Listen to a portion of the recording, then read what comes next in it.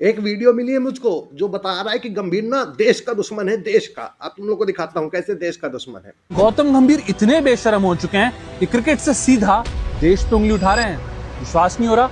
Clip देखो। ऐसे भी लोगों ने चीजें बोली जिनका क्रिकेट से कोई लेना देना नहीं है। देखो भाई, इंडिया एक डेमोक्रेटिक कंट्री है और यहाँ पे एक चाय की टपरी पे बैठा नौजवान भी अपनी राय रख सकता है और दिल्ली में बैठे प्रधानमंत्री नरेंद्र मोदी भी अपनी राय डंके की चोट पर कह सकते हैं। मतलब ठीक है, इंडिया डेमोक्रेटिक कंट्री है, किसी ने अपना ओपिनियन रखा, अगर उसके ओपिनियन पे गंभीर ने बोल दिया तो इसका मतलब ये थोड़ी ना है कि वो देश का दुश्मन हो गया।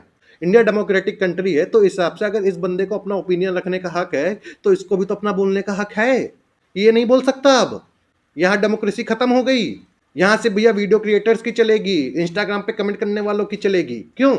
मैंने डोमेन वाली बात पे वीडियो नहीं बनाई थी, पर कुछ लोगों का कहना था कि वैसे तो बड़ी गंभीर की पीआर करता है, अब उस बात पे नहीं कर रहा है, क्या हो गया तुझको? तुझको वो बात पता चल गई कि वो गलत है? गलत नहीं है भाई, वो मुंहफड़ आदमी है, वो बोल देता है सामने से आके। अच्छी अच्छी टीमों का सपना होता है कि कोच ऐसा हो हमारा जो सामने से जाके जवाब दे जो बोल रहा है। जब भी हाई प्रेशर आया है वो खुद आया है प्रेस कॉन्फ्रेंस में, सामने से ब्लेम लेता है और सामने से जवाब देता है। हम लोग कुछ भी बोल दें मैटर नहीं करता है। जो बड़े लोग होते हैं जिनकी बातों में थोड़ा वेट होता है उनको सोच समझ के अपने वर्ड्स यूज करने चाहिए। पार्थ जिंदल अगर आके सिर्फ और सिर्फ क्रिटिसाइज करते बात वहीं खत्म हो जाती। इन्होंने अपना ओपिनियन रख दिया आके, ये बताने लगे मैनेजमेंट को आके कि क्या करना है। रेड बॉल की स्प्लिट कोचिंग कर दी जाए, वहां के लिए अलग कोच ले आना चाहिए। इसको बोलते हैं कि दखल देना। हाँ तो बोल दिया उसने कि अपने डोमेन में रह के बात करो, तो क्या गलत किया?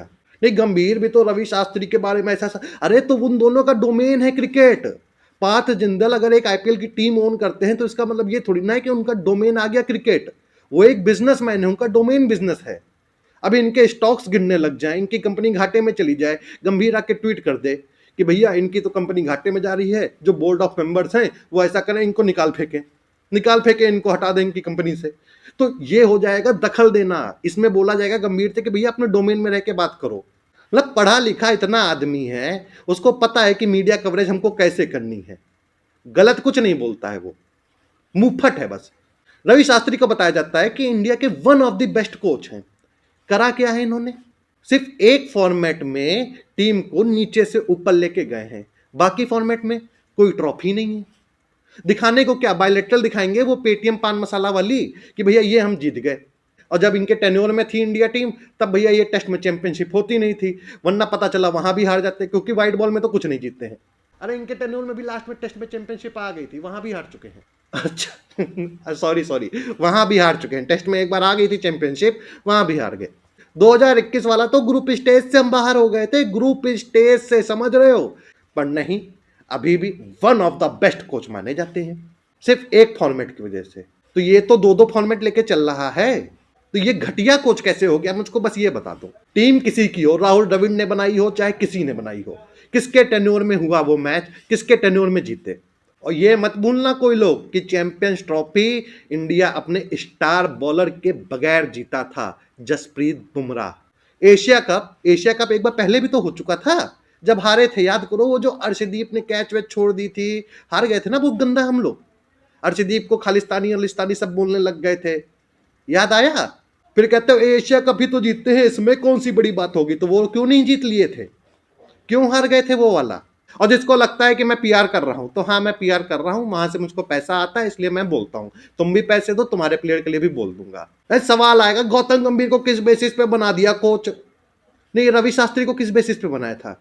भाई 2007 में एक सीरीज के लिए इन्होंने इंटरिम भैया आके बने, डायरेक्टर बने, वहां पे इंटरिम कोच की तरह आ गए। इंटरिम डायरेक्टर, इंटरिम कोच एक ही काम होता है, जब कोच नहीं होता है तो वो डायरेक्टर आ जाता है, काम वो कोच का ही करता है।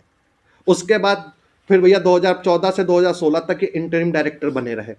उसके बाद फिर 2017 से है ऐसा हेड कोच की पोजीशन पे आ गए कि भैया अब डायरेक्टर हटाओ, तुमको पोजीशन ही हेड कोच की दी जाती है। काम ये 2014 से वही कर रहे थे, कोच का ही।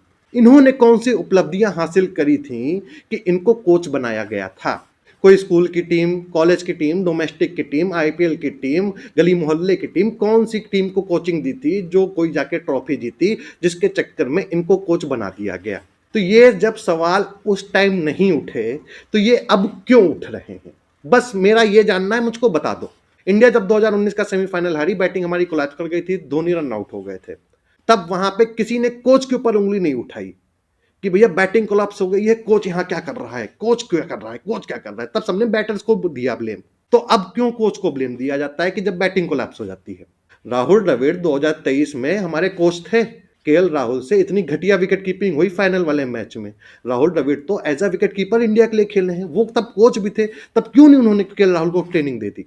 क्यों सिर्फ केएल राहुल को बोला जाता है कि तुमने घटिया कीपिंग करी? क्यों नहीं राहुल द्रविड़ को बोला जाता है कि आपने क्यों नहीं सिखाया इसको? यही लॉजिक से तो गंभीर को बोला जा रहा है ना कि तुमने क्या किया है, बैट्समैन फ्लॉप हो रहे हैं तो तुम क्या कर रहे हो।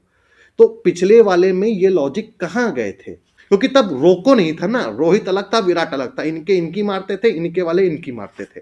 वो आया, उसने इन दोनों को लाइन पे ला दिया कि सुपरस्टार कल्चर खत्म है, ऐसा है, खेलना होगा तो डोमेस्टिक भी खेलना पड़ेगा, जब टीम में बुलाया जाएगा तब खेलना पड़ेगा। अब भैया सबके दिक्कत लग गई, सबके मिर्ची लग गई, ये ऐसे कैसे बोल सकता है। बस फिर वो जो एक दूसरे के ऐसे ऐसे मारते रहते थे वो एक साथ हो गए। अब उनको हर चीज में दिक्कत दिख रही है।